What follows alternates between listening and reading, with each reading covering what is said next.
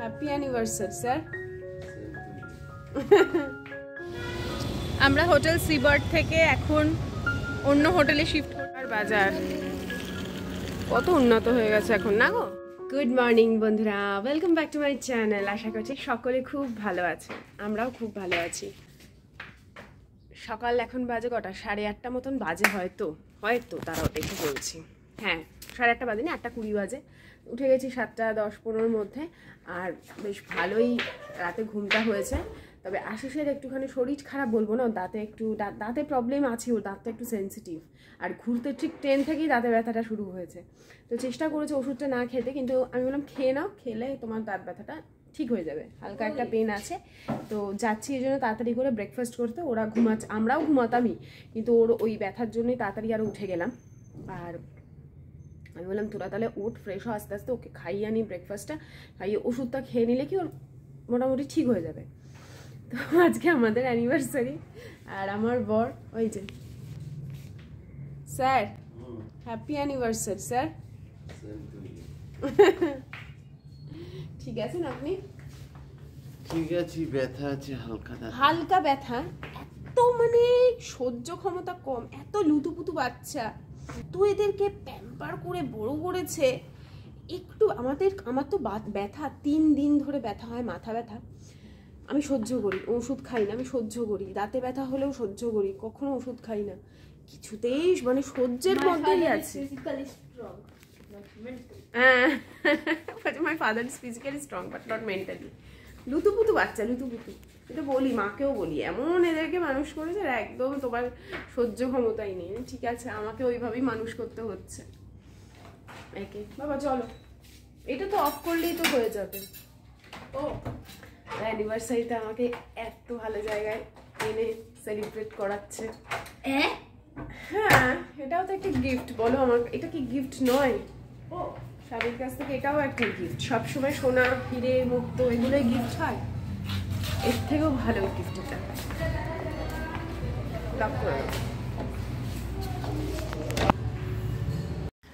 তো কিছু কারণে আমরা এত ভালো হোটেলটা ছেড়ে দিতে বাধ্য হচ্ছি। যদিও আজকে এই মুহূর্তে সেরকম কিছু প্ল্যান ছিল না যে আমরা হোটেল ছেড়ে দেবো বা কিছু। আর কেন ছাড়ছি সেটা তোমাদের পরে ডিটেলে বলছি। আপাতত যাচ্ছি ব্রেকফাস্ট করতে। সোনালি গদাইদা ওদেরকে বাদ দিয়েই যাচ্ছি, কারণ ওরা ঘুমাচ্ছে। আর আমি যদি এখন ওকে ব্রেকফাস্টটা না করাই, ওই করা অত ওষুধটা তো দিতে পারবো না। সেই জন্যই বাইরে বেরোলাম ব্রেকফাস্ট করতে। আর সেই হারে রোদ ছিল, মানে বলার মতন না।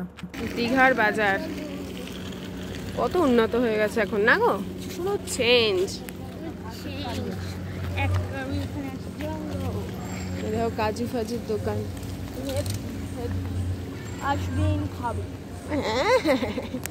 বাবার তো একবারে গিয়ে লটারি লেগেছে, আসবেন খাবেন। আমরা সোনালিকে আবার ফোন করলাম, সব ঘুমোচ্ছে। সোনালি উঠে গেছে এখন, যদিও বলো তোরা খেয়ে দে। আর খাবারটা না ওখানে নিয়ে যাওয়ার অপশন নেই, এসেই খেতে হবে। দেখি তাও আমি কিছু যদি পারি ব্যাগের মধ্যে, এই ব্যাগটার মধ্যে ঢুকিয়ে নিয়ে যেতে, মানে ওখানেই খেতে হবে, না বাইরের আউটসাইডের খাবার অ্যালাউ করে না। এইটা হয়ে গেছে সমস্যা। আমরা কালকে ডিনারটা অর্ডার করেছিলাম ওখান থেকে, খাবারটা ভালো লাগলো না, একদমই ভালো লাগলো না। কস্টলি, হাই কস্টলি, কিন্তু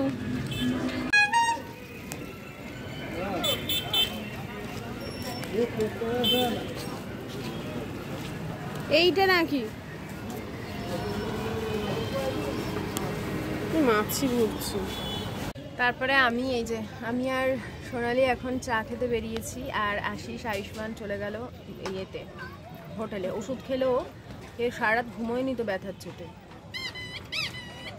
তো আশিস আর আয়ুষ্মান হোটেলে ফিরে গেল, আর ততক্ষণে সোনালি ওর মেয়েকে নিয়ে চলে এসেছে। আমরা দুজনে আবার গেলাম একটা ছোট্ট দোকানে, সেখানে গিয়ে ওরা ব্রেকফাস্ট করলো। আর তারপরে তো 2 বান্ধবীতে এলাম সমুদ্রের ধারে। এসে বেশ কিছুক্ষণ বসেছিলাম, সমুদ্রকে দেখলাম, মনে শান্তি আর কি বলতে পারো। কিন্তু গরম এত বেশি, আর ওখানে রোদটা না ঠিক গায়ে যেন মানে সহ্য হয় না। তো হোটেলে ফিরে চলে এলাম পুলে। এর আগেও যখন আমি মন্দারমণিতে গেছিলাম গত বছর আমার বাবা মারা যাবার পর, তখন আশিস নিজে থেকেই আমাকে নিয়ে গেছিলো। তো সেখানেও আমরা খুব মজা করেছিলাম। তারও আগে যতবার আমরা গেছি পুলওয়ালা হোটেলেই থেকেছি, কারণ হচ্ছে এখন না সেভাবে আর সমুদ্রে যাওয়া যায় না, কারণ সমুদ্রে এত ভিড় থাকে, খুব একটা মানে আমরা যাই না আর কি। কিন্তু সমুদ্রে স্নান করেছি বহু বছর আগে, তার আনন্দই কিন্তু বা মজাই আলাদা। আর এই ক্লোরিনের জলে তো জানোই কী হারে ট্যান পড়ে, সেই ট্যান নিয়েই আমি কলকাতায় ফিরেছি। আর ভীষণ ভীষণ এখানে মজা করছিলাম। আমি তো ওই বড় পুলে প্রথম মানে নামি না, প্রথমে এখানে অ্যাডজাস্ট করি, তারপরে বড় পুলে যাই। আর দেখো না সোনালি কি মজা করছে।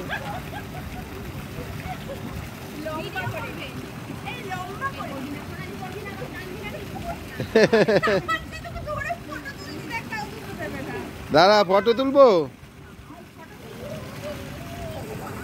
আর এই ভিডিওগুলো দেখছি আর কি মিস করছি, খুব মজা করেছি জানো তো। আর খুব ওই যে হয় না মানে সুইমিং পুলে নামলে একটু ঢং বেড়ে যায়, তার সাথে সাথে তো গানগুলো চলে জানো, তো সেই আনন্দ করছি। আর ভাবলাম তোমাদের সাথে একটু শেয়ার করি। এরপরে আশিসও নামবে, ও শরীরটা বেশ ভাল লাগছিল তখন। ধরবে এবার তোকে, বাবাই লেগে যাবে বাবার কিন্তু।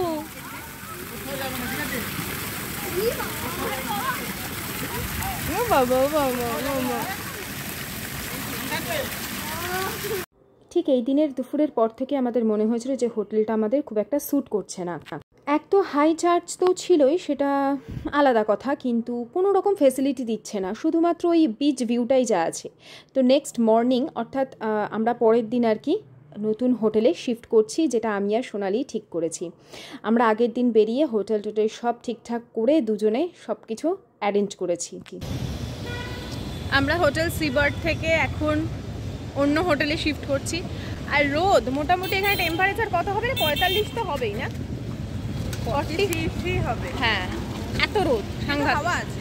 কিন্তু আমরা এখন যে দীঘার যে অংশটাতে আছি সেটা একদম নতুন তৈরি হয়েছে বলতে গেলে নতুন। ঢেউ সাগর কি দারুণ, দেখো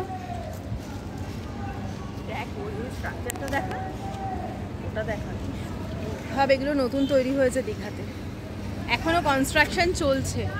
আমরা ওই জায়গাটা ছেড়ে এসেছি কারণ ওই জায়গাটা এত এখন ঘিঞ্জি হয়ে গেছে না, ভালো লাগছে না। কত মার্কেট দেখা যায়, কতই বা সমুদ্র দেখা যায়, এমনি তো আমরা সমুদ্রে স্নান করছি না। তো এখন যেটা এসেছি সেটা আরও ভালো হোটেল, যেখানে আমরা উঠেছি হোটেল সিগনেট, কিন্তু একটু বিচের থেকে দূরে। আমরা ইচ্ছা করেই এলাম বিচের থেকে দূরে, যাতে একটু নিরিবিলি জায়গায় আমরা এনজয় করতে পারি। রাতে এখানের ভিউ খুব সুন্দর, তোমাদের দেখাচ্ছি সামনেটা। এই দেখো, এখানে সব পুল, সুইমিং পুল। ওখানে যেমন সুইমিং পুল শুধু আমাদেরটাতেই ছিল, এখানে সবগুলোতে সুইমিং পুল আছে মোটামুটি। এইটা দেখ সোনালি, খুব এখানে গাড়ি আসছে। পশ্চিম বাংলাটা দেখ, সেভেন সিজ, রূপসী বাংলা। এটা রূপসী বাংলা 3, এটা 2 না 3। তো আমরা ঢেউসাগরের দিকে এসেছি, এখানেই থাকবো। মানে এই জায়গাটা ওই চিৎকার চেঁচামেচি ক্যাজরামি কিছুটা কম, মানে ওইখানে না আর পারা যাচ্ছিল না, বল মানে হাঁটা যাচ্ছে না রাস্তা দিয়ে। মানে ওইটাই অ্যাকচুয়ালি দীঘা তা নয়, মানে ওটাই অ্যাকচুয়ালি মানুষ ওখানেই থাকতে চায়। আমরা একটু নিরিবিলি জায়গায়, ওখানে তো থাকলাম 2 দিন। এবার আমরা ওয়াও, সব বড় বড়, এখানে বিশাল বিশাল। খাবার হোটেল ঠিক করে 2 বান্ধবীতে একটু আইসক্রিম এনজয় করলাম। আমরা দুজনে বেরোলাম খাবার হোটেল খুঁজতে। ওখানেও আছে খাওয়ার ব্যাপার আছে, সবই আছে ওখানে। তো ব্রেকফাস্ট মানে কমপ্লিমেন্টারি, কিন্তু লাঞ্চ ডিনার সবই আছে। কিন্তু ওখানে মানে খাবারটা ঠিক, লাঞ্চ ডিনারটা নেওয়াটা টু এক্সপেন্সিভ।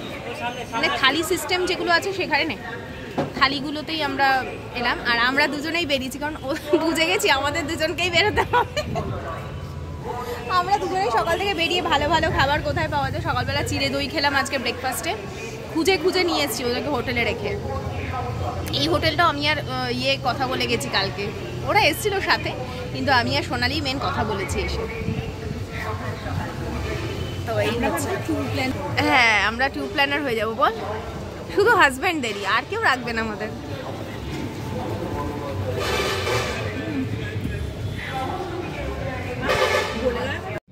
আমরা আসার কিছুক্ষণ পরেই ওনারা আমাদের একটা ড্রিঙ্ক দিলেন, কারণ অনেকক্ষণ ওয়েট করতে হচ্ছিল।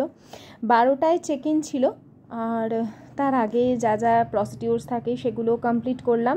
এখন যে হোটেলের রুমে এসেছি সেই রুমের ট্যুরটা দিয়ে দিই। আগের রুমের মানে আগে যে হোটেলে ছিলাম সেই রুমের তো ট্যুর দিয়েছি। এইটা ওই সেম টাইপেরই, জানো তো। এখানে আছে এরকম ক্যাবিনেট, আর এন্ট্রান্সটা দেখাই। এই হচ্ছে রুমে এন্ট্রি নিচ্ছি। এখানে হচ্ছে চা কফি সব বানাবার জন্য দেওয়া হয়েছে এরকম স্যাশে, যেরকম ছোটো ছোটো স্যাশেগুলো দেয়, সুগার, চা পাতা, এমনকি কফিরও দিয়েছে। এখানে আরও সুন্দর করে সব কিছু অর্গানাইজ করা। আচ্ছা, মিনি ফ্রিজ আছে, এখানে একটা ছোট টেবিল আছে, আমার ব্যাগটা রেখেছি এখানে, আমাদের ট্রলিটা রেখেছি। এখানে হচ্ছে টিভি ইউনিট, একটা টিভি আছে। আর এই হচ্ছে আমাদের বেড। এতক্ষণ সোনালিটা এখানেই ছিল, ওদের রুমটা ততক্ষণ ক্লিন হচ্ছিল। এই হচ্ছে বেড সাইড টেবিলে এরকম দুটো জলের বোতল দিয়েছে, দুটো গ্লাস দিয়েছে। ওই সাইডের বেড সাইড টেবিলে আছে হচ্ছে এগুলো যে খাবার জিনিসগুলো দেখছো, ওগুলো আমাদের। রিমোট আছে দুটো, আর একটা টেলিফোন আছে।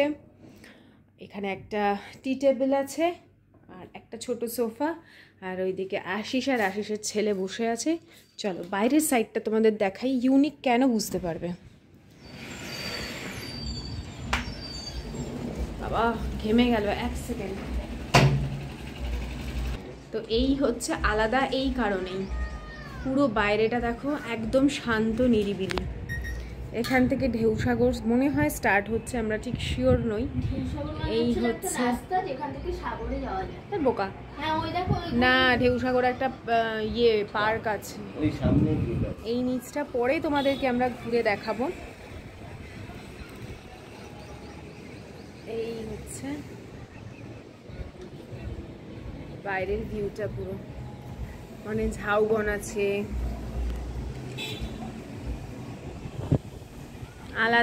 আলাদাই একটা মানে নিরিবিলি পরিবেশ, শান্ত নিরিবিলি পরিবেশ, ক্রাউড থেকে অনেকটা দূরে। আর সমুদ্রও এখান থেকে দেখা যাচ্ছে, তবে অনেকটা যেতে হবে। ওই যে সমুদ্র, এই আলপথটা ধরে, মানে আলপথ মানে এই রাস্তাটা, সরু রাস্তাটা ধরে পুরো যেতে হবে, ঠিক আছে? গেলেই ওখানেই সমুদ্র। ওই দেখো লেখা আছে ঢেউসাগর। ব্যালকনিতে আমরা বসে আছি, কাজ করবে না, দুষ্টুমি করিস না বাবা। আর বাইরে যে হারে টেম্পারেচার, ভেতরে সেই রকম এসি ঠান্ডা, আর পুরো ময়েশ্চার হয়ে যাচ্ছে চারিদিকে, দরজা একদমই খুলে রাখা যাচ্ছে না।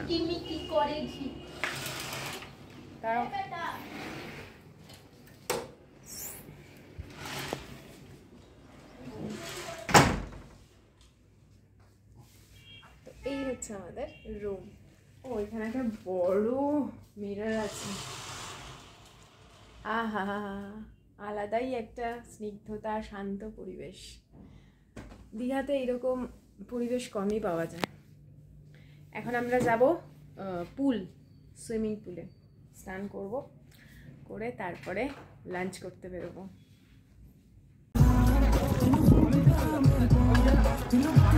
তো বুঝতে পারছো কি ধরনের মিউজিক চলছে।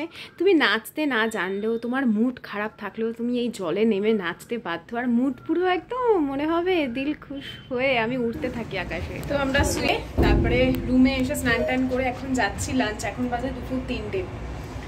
আর আমরা যে তখন আমি আর আয়ুষ্মান দেখে, মানে আয়ুষ্মান আমি আর সোনালি দেখে এলাম কোথায় খাওয়া দাওয়া করবো, ওখানেই যাবো। এখন ভালো করে সানস্ক্রিন মুখে অ্যাপ্লাই করেছি। এখানে একটা প্রবলেম দেখছি, কি হলো, এটা কি নিয়ে নেমেছিস রে?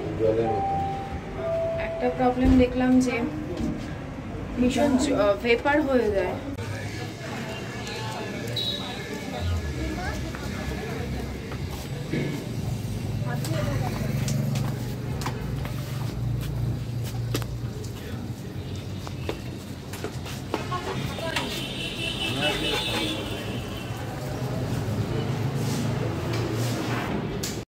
এতদিন দীঘায় থেকে যা বুঝলাম, এই থালি সিস্টেমের যে ছোটো ছোটো হোটেলগুলো আছে দেখতে মনে হয় বেশ চিপ খাওয়া দাওয়া, কিন্তু মানে কোয়ালিটি অতটা ভালো লাগলো না। তার তুলনায় আমরা হোটেল যে হোটেল সিগনেটে ছিলাম সেখানে খাওয়া দাওয়া যখন অর্ডার করেছিলাম একদম পারফেক্ট ছিল।